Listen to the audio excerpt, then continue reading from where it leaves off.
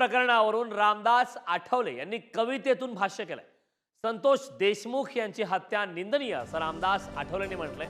वाल्मिक कराडसह सर्व आरोपींना फाशी झाली पाहिजे असंही रामदास आठवले म्हणाले. मस्तादुकचा फुलून गेला नाका, देशभर फिरत होता आका, आता आकाला झाला निर्माण धोका असं म्हणत रामदास आठवले यांनी भाष्य केलं. देशमुख यांची हत्या झाली आणि आरोपी आता जवळजवळ सगळे पकडलेले आहेत आणि वाल्मिक जो आहे त्याला आका म्हणतात. म्हणजे एवढा म्हणजे त्या मसाजोगता फुलून गेला होता नाका, पण सगळा देशभर फिरत होता आपला आका.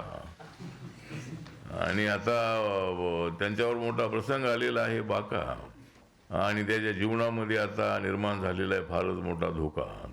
आणि त्यामुळं आता आमची मागणी अशी आहे की त्यामध्ये वाल्मिक कराड जो आहे आणि जे हे सगळे आरोपी आहे त्यांना फाशी झाली पाहिजे.